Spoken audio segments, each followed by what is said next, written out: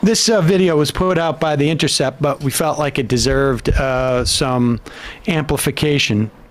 Or, I don't know, I guess it depends on your perspective, maybe de-amplification. I don't think that we're going to actually inhibit it going out there in any way.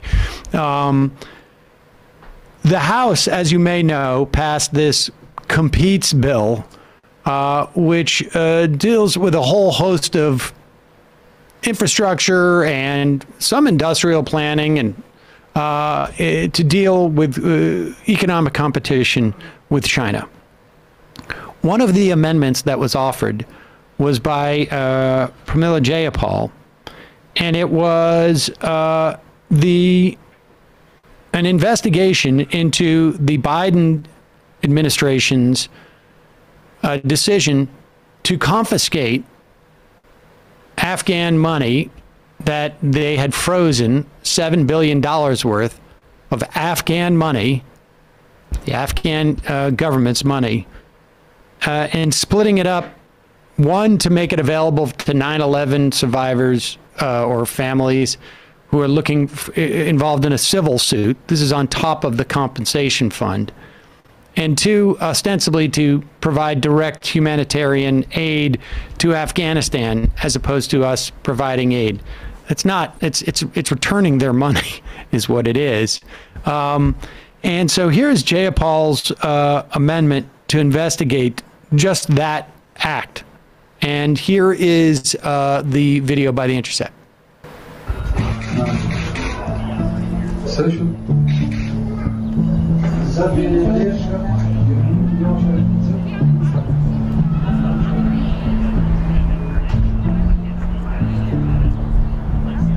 I should say that the text here mentions the introduction of the amendment to study. It's only to study the consequences of using this money so that people can be really clear as to the implications for what looks like potential mass starvation in Afghanistan. Yes, 2/3 of the Afghan population is in poverty right now, and there 4.7 million face malnutrition, according to the New York Times. This is dire.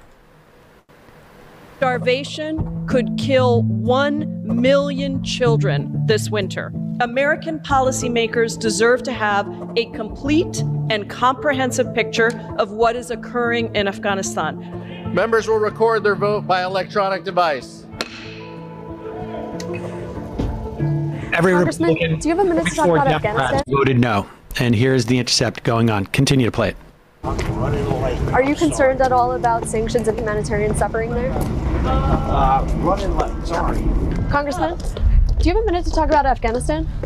Real quick, yeah.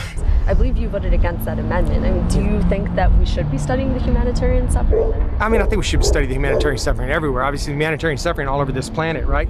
I'm not in favor of giving money that I'm pretty confident will end up in the hands of the Taliban. Congresswoman, can I ask you a question about Afghanistan? Not about Afghanistan? What, about the shameful withdrawal? Well, that's a pretty big deal too. Members that were killed, about the drone strike that killed many. Actually, about the millions of children that were starving. Why don't you go talk to Biden? I think that matters too, and it's the Biden administration that's doing this. We're talking about the precipice of a massive famine, or one that's going on, and we have a responsibility to make sure that that our foreign policy doesn't contribute to that. You have no time to talk about the starving children in Afghanistan. When will you have time? My office in arranged time. You don't. I mean, it's just a quick explanation. Why did you vote against reviewing sanctions and freezing of assets that's starving millions of people? Aren't the lives of millions of children worth more than that?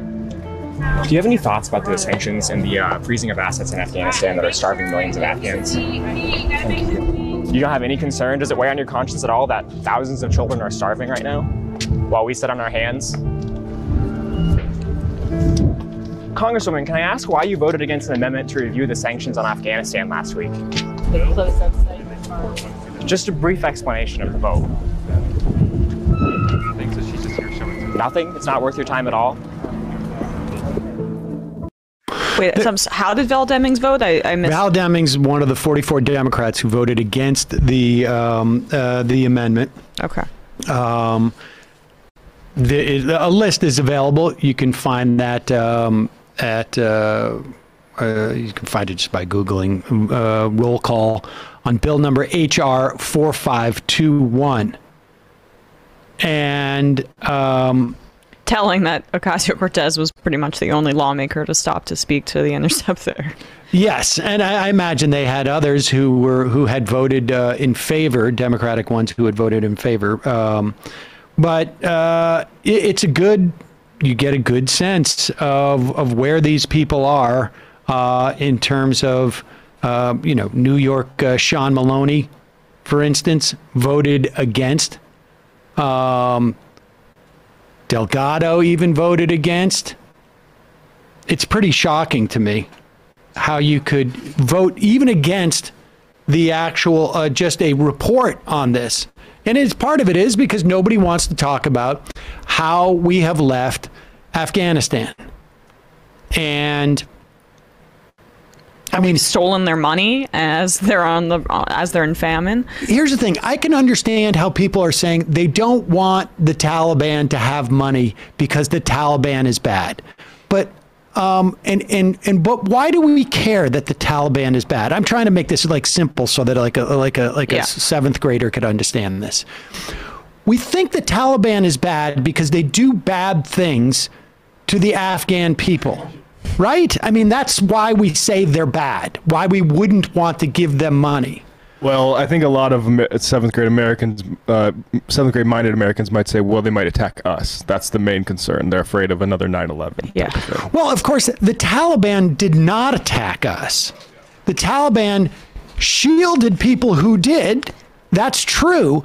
But that was not a function of their money. The money to support those attacks came from Saudi Arabia. So I understand you're in seventh grade, and so you think the Taliban attacked us. They did not. So the bottom line is we cannot like the Taliban, but if some of that money gets to the Afghan people, which is in the best interest of the Taliban, it's not in the best interest of the Taliban to have a non-functioning economy. Yeah. It is not in the best interest of the Taliban to have, hundreds of thousands of children die. That's not going to help the Taliban. They're going to get some of that money there. If we don't want to give money to the Taliban because they're bad, and they're bad because they treat the Afghan people poorly, understand we're doing worse still. And it's interesting that you bring up Saudi Arabia, too, because despite the money for 9/11 coming from Saudi coffers, we give them arms, billions and billions of dollars of aid and help in order to further their own military conflicts. We sell them arms. We get some money back. But yes, the point still remains. We help them in their agenda. Okay. And there was a quote in the Times just really quickly from somebody who lives, an Afghan person. Americans consider this punishing the Taliban, but it's punishing Afghans. And that's the reality here. The Taliban's doing fine. They'll be okay. They're the ruling class. The fact that there is not money available is hurting regular people. So we either... it's just a cynical thing. These lawmakers don't want to be seen as giving money to the Taliban and not giving it to 9/11 victims. When, newsflash, the government could just give money to the 9/11 victims.